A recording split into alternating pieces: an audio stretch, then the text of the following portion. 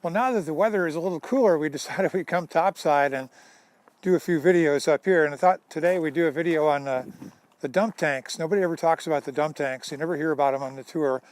And I guess the reason is that they're kind of out of sight, out of mind, and nobody ever comes back here behind the fuel hard stand to see what's going on. So let's talk about the dump tanks. We actually had two dump tanks, one for the fuel and one for the oxidizer.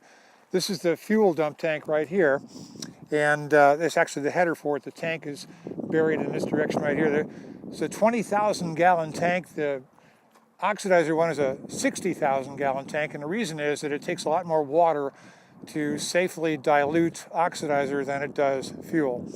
And the purpose of the dump tanks is to contain spilled propellant. So if you had a spill in the hard stand or down in the bottom of the silo, you could actually drain that into the dump tanks, and then trucks would come out and pump it out and take it away for proper disposal. So this is the header for the tank, the fuel tank right here. There's a fill and drain line. There's a vent line. There was originally a big gauge here. It was a big round gauge. It had a dial on it that would tell you how much liquid was actually in the tank. So let's talk about a spill at the hard stand, for example. That's right over here. So say, for example, you're doing a fuel offload and you end up having a spill of some kind here at the hard stand. That's a pretty unusual event, but you know, stuff happens. So what would happen is that the fuel, this big hard stand is all kind of sloped, so it all drains into this culvert right here.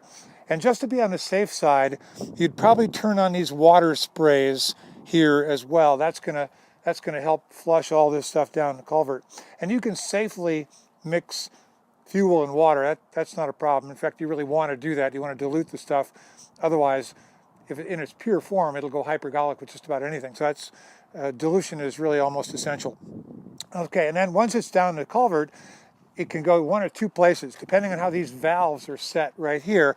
If you open this one, you can drain all that stuff to grade. In other words, just dump it out on the ground right out there on the side of the complex. Now, environmental regulations would make that really difficult and probably illegal to do if it really was fuel. If it's just water, that wouldn't be a problem. But if it's anything else mixed in with the water, then you really shouldn't be dumping it on grade. So then what you would do is you'd open this valve right here and drain it into the fuel dump tank. At that point, you'd call a crew out here with a big truck, and they'd come and they'd pump it out of the tank into a truck and haul it away for proper disposal. Now, a spill in the bottom of the silo is a little more complicated, and let's talk about that right over here.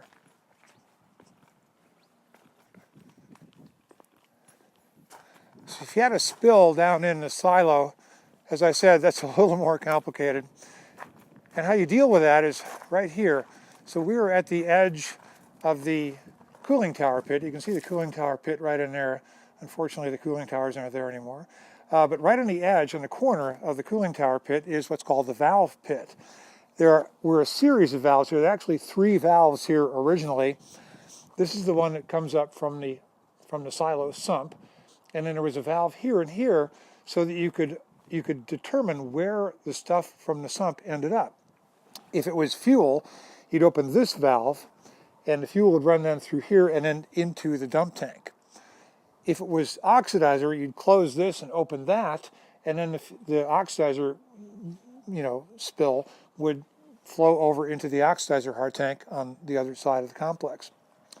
There are a couple problems with this scheme, and one is if you open the wrong valve, you could end up mixing oxidizer into the fuel dump tank or vice versa, and that would be a huge problem.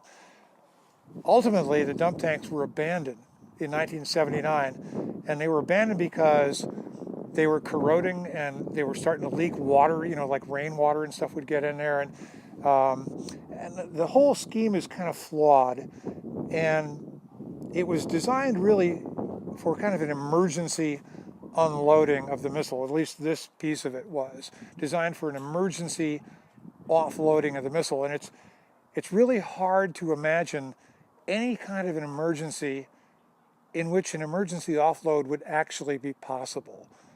And to talk a little more about that, let's go down to silo level 7. So what kind of an emergency could we be talking about that we'd want to do an emergency offload of the missile? Well, you can imagine a number of scenarios, but almost all of them would involve some kind of leak in the missile, or maybe a leak in some piping somewhere. In any case, if you've got a leak, you've got vapors, propellant vapors, probably in the launch duct. Now, it's important to remember that propellant vapors, either fuel or oxidizer, are extremely toxic. So if you had any amount of vapor in here at all, you couldn't enter here without dying, unless you had one of those protective refco suits that they normally wear when they're loading or unloading fuel. And the fact is, unless you had a PTS crew out here that was doing a load or unload, you wouldn't have any of those protective suits here. Those suits were not kept here. They were brought out only as required. And getting into those suits is a big deal. The air packs and so on. They didn't have any of that stuff here. And calling for that stuff would take, it would take them a long time to get out here and get kind of set up to unload the missile. In the meantime, whatever the emergency is boiling away. So it really isn't possible. And I've been over a number of scenarios in my mind that I can't think of some kind of emergency in which, unless you had refco suits and a team out here, I can't think of any kind of emergency in which you could actually emergency offload the missile. You have to come down here and you have to unscrew this from this, and when you do that, there's a little residual stuff in here that comes boiling out, and that's going to get you. So it's just hard to imagine any kind of an emergency in which you could actually do an emergency unload of the missile. So in addition to the tanks corroding and filling with water and so on and so forth, somebody finally decided, that just is not going to work. No matter what we think of, that's an emergency offload is just not in the cards. And so ultimately the dump tanks and that whole emergency offload system was abandoned in 1979. And at that point they just abandoned the dump tanks. Ours have been filled with grout anymore, but they were ultimately dug out of the ground and scrapped. So there's a quick primer, probably more than you ever wanted to know about the emergency offload dump tanks. Thanks for watching.